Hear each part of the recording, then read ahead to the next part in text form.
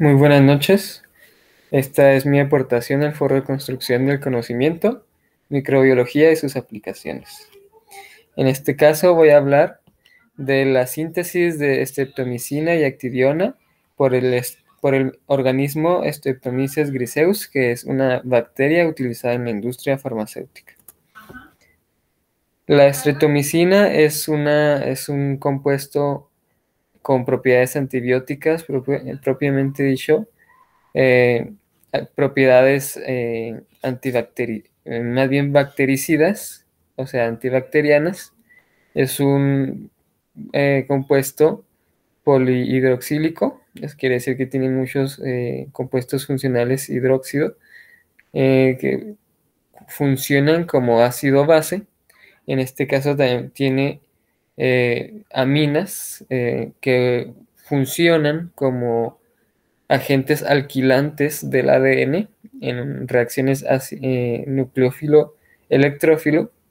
Y también tenemos la cicloheximida, la cual es un compuesto un poco más simple. Se trata de un anillo de succinimida pegado a 1,4 a un ciclohexano con dos metilos en posición anti, uno hacia adelante y uno hacia atrás. Se dibuja en 3D para denotar la estereoquímica de los antibióticos. Esta es la streptomicina y esta es la actidiona. La actidiona también se le puede llamar cicloheximida, es la misma. La cicloheximida es una estereoquímica particular.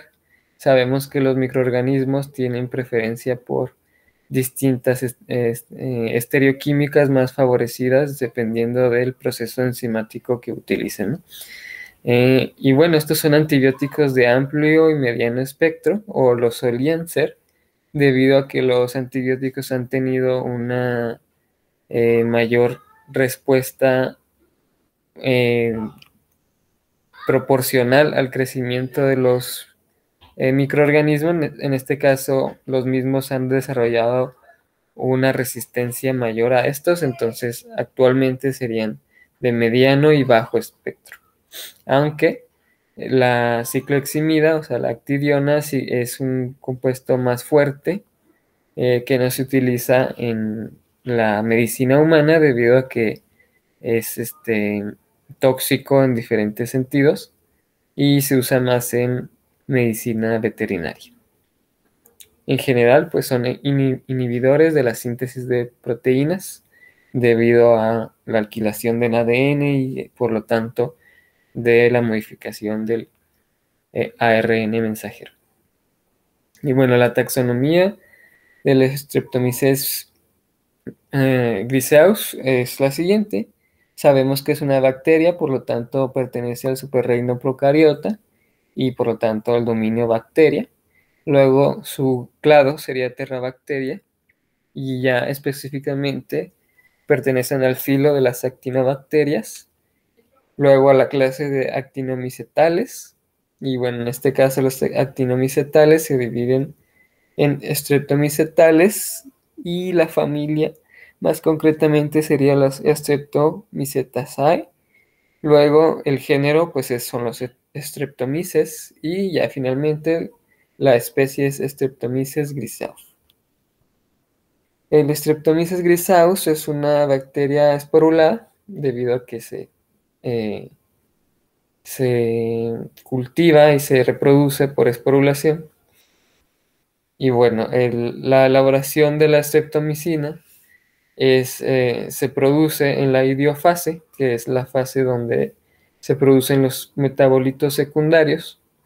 Estos metabolitos secundarios más concretamente serían al final de la fase logarítmica y al inicio de la fase estacionaria, y se puede ver con mayor detalle en el esquema de la izquierda.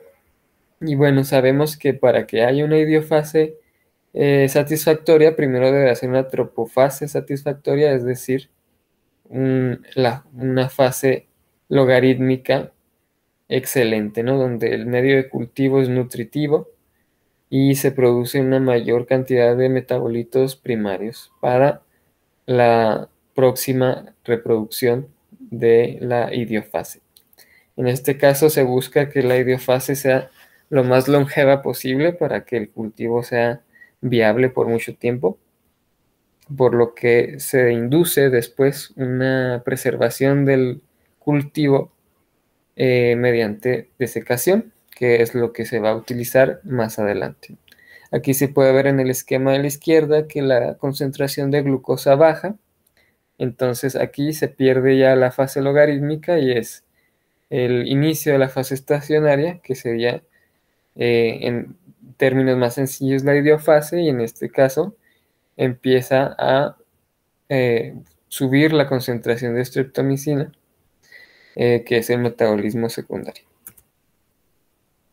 Y bueno, este tipo de producción se da en fermentación en estado sólido, quiere decir que se hace en ausencia o muy poca agua en el cultivo.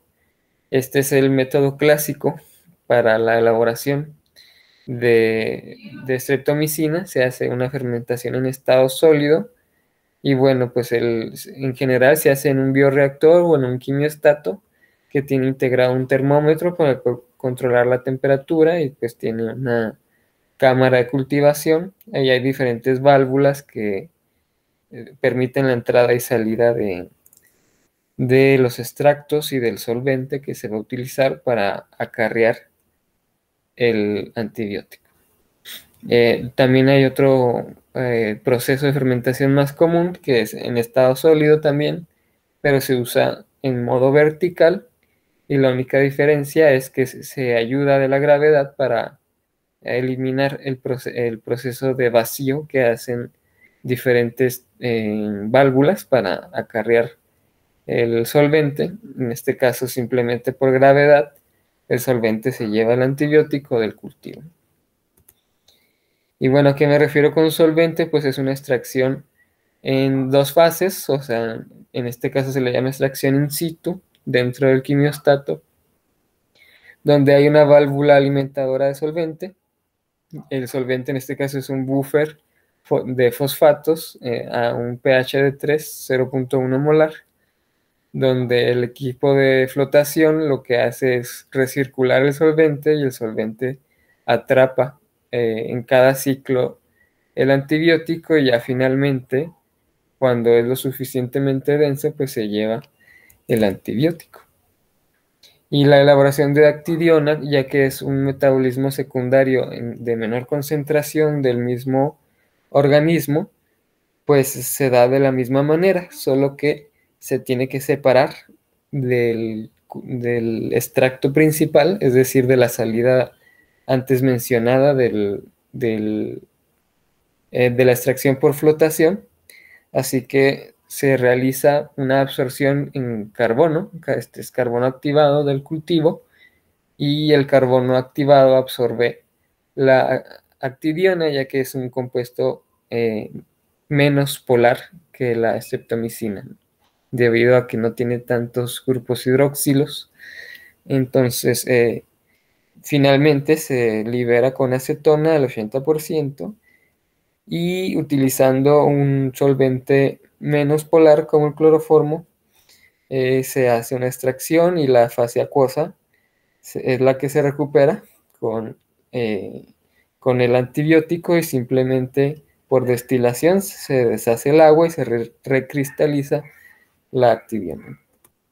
Y bueno, se utilizó esta bibliografía para la realización de esta presentación en formato APA.